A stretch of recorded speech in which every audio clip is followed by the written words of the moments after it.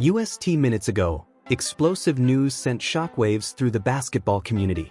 Caitlin Clark, the generational talent who has completely transformed the WNBA landscape, is reportedly considering stepping away from the game altogether. The possibility has blindsided fans and insiders alike. Was it tension behind closed doors, relentless outside criticism, or a deeply personal crossroads that led to this moment? Supporters are stunned, teammates are at a loss for words, and league executives are scrambling for answers. If true, Clark's exit would represent a seismic moment for the WNBA, one with consequences far beyond the hardwood. The impact wouldn't stop with the Indiana Fever. It would ripple across the entire sports world, threatening the commercial momentum the league has spent years carefully building and leaving millions of fans shocked and heartbroken. At only 22 years old, wearing her now famous number 22 jersey, Clark has become more than a star athlete. She is the Fever's foundation, their focal point, and the symbol of renewed hope. Since the league's inception in 1997, very few players, if any, have reshaped women's basketball the way Clark has in her rookie campaign. Her production mirrors that of elite veterans: 19.2 points, 8.4 assists, and 5.7 rebounds per game. Yet statistics barely scratch the surface. In 2024, she pulled Indiana out of a 7-year playoff drought, delivering their first postseason appearance since 2016. Her influence off the court has been even more astonishing. The moment Indiana selected her first overall, ticket demand skyrocketed by more than 400%, forcing the franchise to move games into larger arenas. Gainbridge Fieldhouse, once rarely filled, suddenly became the norm rather than the exception. Television viewership followed the same trajectory. Broadcasts that once struggled to reach a few 100,000 viewers regularly crossed the 1 million mark when Clark played, with several games exceeding 2 million viewers, territory women's basketball had never reached before. Almost overnight, the WNBA evolved from a niche league into must-watch entertainment. Corporate sponsors quickly took notice. Major endorsement deals poured in, many built specifically around Clark's unmatched market appeal. These were not the modest partnerships of the past, but substantial revenue streams that reshaped the league's financial outlook. In a matter of months, Caitlin Clark accomplished what decades of promotion could not. She turned the WNBA into appointment viewing. She didn't just elevate the Fever, she lifted the entire league, rewriting its economic identity and global relevance. Which is why rumors of her potential departure feel less like gossip and more like a looming catastrophe. The pressure that accompanies such rapid success is immense. Clark's transition from the relative freedom of college basketball to the unforgiving reality of the professional game hasn't only involved tougher competition, it has meant navigating a complex business system few fans ever see. Despite her enormous impact, the WNBA still operates under a restrictive salary cap that many view as outdated. So the question remains, what unseen forces pushed Caitlin Clark toward this breaking point, and can this moment redefine her legacy? One thing is certain, the real story is only beginning. The highest salary any WNBA player can earn sits around $250,000 per year, a number that barely scratches the surface compared to the millions in value Caitlin Clark likely generates annually for the league. Under standard WNBA rookie contract rules, she is locked into the Indiana Fever through team options and restricted free agency. While these mechanisms are designed to protect franchises, they also drastically limit player movement. In other major professional leagues, frustration can often be addressed through trades, open free agency, or contract restructuring. For Clark, those options are largely unavailable. Even if she feels undervalued or constrained, her ability to change her circumstances is restricted by the very system meant to maintain balance.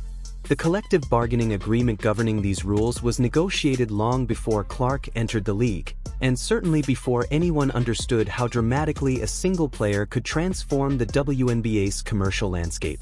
Financial structures created years ago no longer align with the reality of what a high-visibility superstar like Clark brings to the table. Beneath the standing ovations, sold-out arenas, and record-shattering television ratings lies a quieter conflict. a widening gap between the value she delivers and what the league, under its current framework, can return. This divide isn't only about salary. It's about autonomy, acknowledgement, and how women's sports define value in a new era. So the question looms, will Caitlin challenge the system that elevated her, or walk away from it altogether? Stay tuned, because the answer may surprise you. Caitlin Clark stands at a crossroads, where stardom begins to outgrow structure. When an athlete's market value eclipses their paycheck, the sport often becomes as much about contracts as competition. Legal analysts point to this moment as the silent struggle behind many of the biggest stories in professional athletics. The instant when a player's influence explodes beyond the rigid limits of a league's salary model. In the WNBA, where the maximum pay remains far below what a phenomenon like Clark produces in ticket revenue, broadcast deals, and sponsorship income, the imbalance is impossible to ignore. That tension intensifies when one player's financial impact dwarfs that of the rest of the roster, yet she remains bound by the same restrictive scale. For Clark, whose jersey sales dominate the league and whose games draw millions of viewers, this disparity is more than symbolic. It's a daily reminder that the system was never designed for someone like her. Then there's the personal cost. Professional basketball doesn't just tax the body, it tests the mind. Clark carries a level of scrutiny rarely seen in women's sports. Every shot, every decision, every word is analyzed, replayed, and magnified across social media and broadcast panels. That spotlight doesn't shut off when the final buzzer sounds. It follows her everywhere. Performing at an elite level under constant surveillance requires extraordinary mental resilience, and even the strongest competitors can find that burden exhausting over time. It's no surprise, then, that conversations about alternative paths have begun to emerge. Beyond the United States lies a global basketball market offering higher pay, improved travel conditions, and a slightly softer media glare. In Europe, elite women's leagues provide some of the most lucrative contracts in the sport. EuroLeague women, along with powerhouse clubs in Turkey, Spain, and Russia, have long attracted top talent. These teams often offer salaries that far exceed the WNBA maximum, along with housing, transportation, and lifestyle benefits that reduce the grind of a long season. The competition is intense, arenas are packed, and quality of life can be significantly better. Australia's WNBL has also emerged as a strong alternative, pairing competitive pay with world-class facilities and a schedule that fits seamlessly into the WNBA offseason. For a player like Clark, these leagues represent more than an escape. They offer a chance to compete at the highest level while experiencing genuine professional freedom. But what happens when that freedom feels out of reach? When the face of the league begins to feel boxed in, the numbers tell a story applause can't silence. Based on her measurable impact on attendance, ratings, and sponsorship growth, Caitlin Clark's annual value runs into the millions.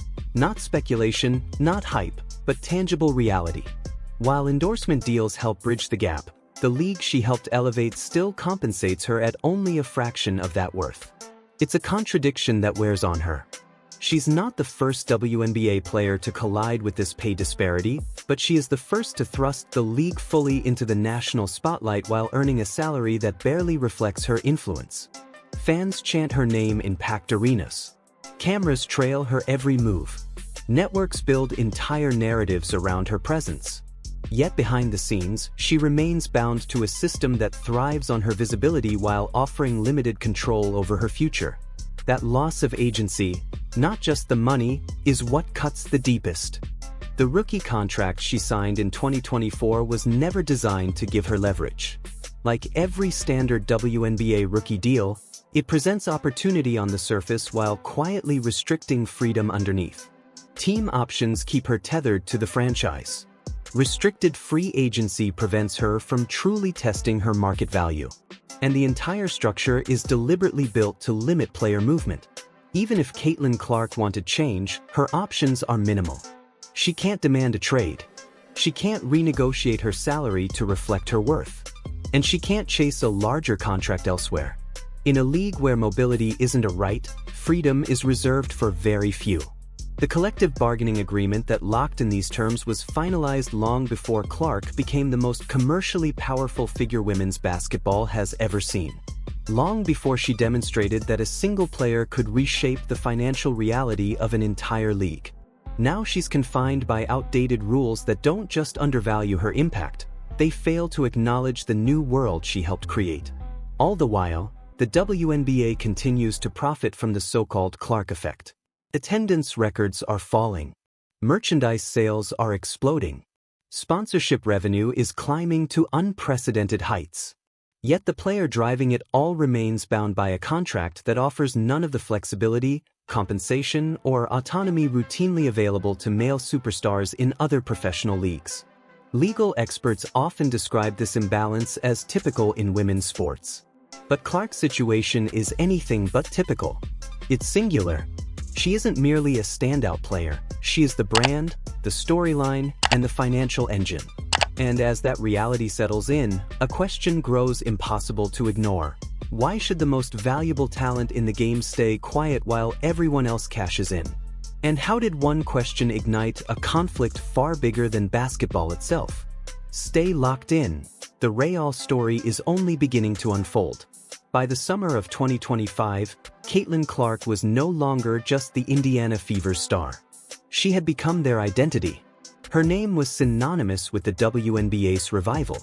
Her face dominated commercials, interviews, and highlight packages. But the spotlight that looked glamorous from afar carried an intensity few could sustain. Clark's deep understanding of the game and her on-court command had always hinted at a future beyond playing, perhaps coaching, where her vision could thrive without the relentless physical toll. Yet for now, she remained in uniform, expected not only to perform at an elite level, but to serve as the league's ambassador, spokesperson, and symbol of progress. That responsibility came with pressure no box score could capture. Every comment was scrutinized. Every performance tied to the league's broader narrative. Every rest day sparked speculation about her health or commitment. Inside the Fever organization, everything quickly began to orbit around her presence. Ticket operations, media strategy, sponsorship efforts, all reshaped around the Clark era. While the transformation energized the franchise, it also introduced subtle tensions. When one player becomes the gravitational center of an entire operation, relationships can strain, with teammates, coaches, and even the front office. Clark began to ask hard questions.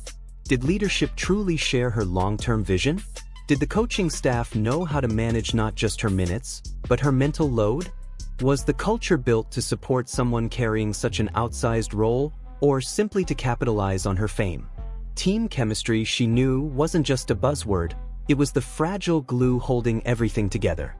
And as her individual accolades grew, balancing personal stardom with collective identity became increasingly difficult. Every sold-out arena, every spike in ratings, every sponsorship announcement reinforced the same truth. She wasn't just part of the Fever, she was the Fever. Leading under those conditions required more than talent.